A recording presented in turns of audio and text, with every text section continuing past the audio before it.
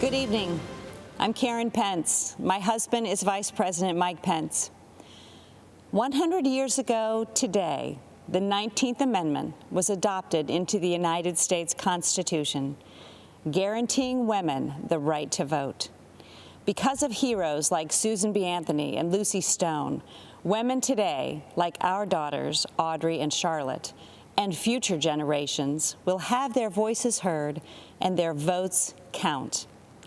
The women's suffrage movement was the gateway that led to women having the opportunities to achieve monumental milestones and accomplish significant achievements in both civic and governmental roles. This evening, we look at heroes in our land. As Second Lady of the United States for the past 3.5 years, I have had the honor of meeting many heroes across this great country. The Pences are a military family. Our son Michael serves in the United States Marines, and our son-in-law Henry serves in the U.S. Navy.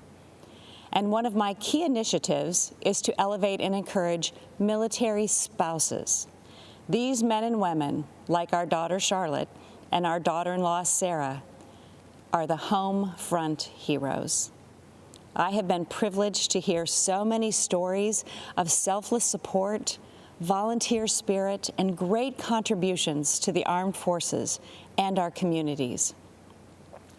You know, military spouses may experience frequent moves and job changes, periods of being a single parent while their loved one is deployed, all while exhibiting pride, strength, and determination, and being a part of something bigger than themselves.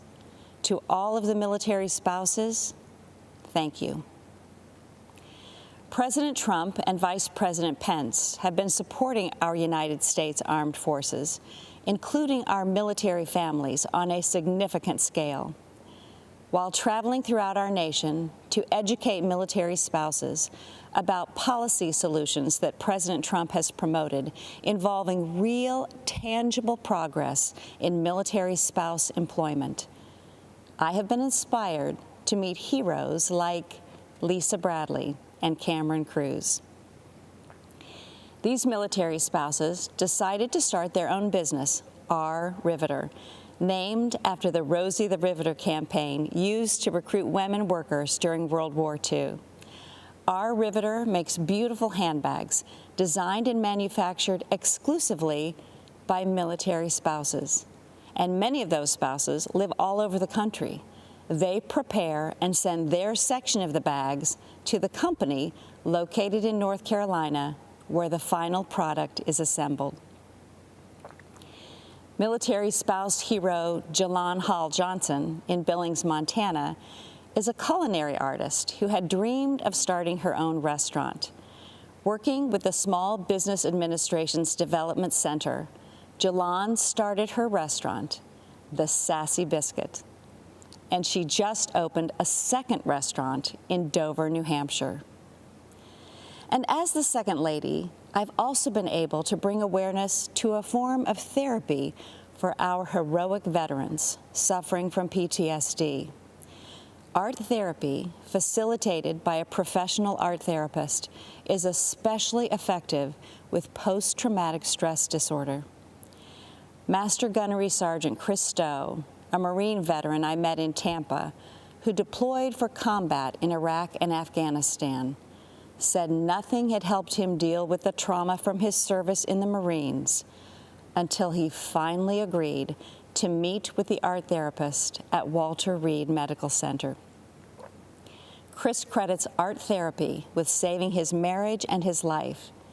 And Chris went on to establish a glass-blowing workshop to help other vets. Many of our veteran heroes struggle as they transition back into civilian life, and sometimes the stress is too difficult to manage alone.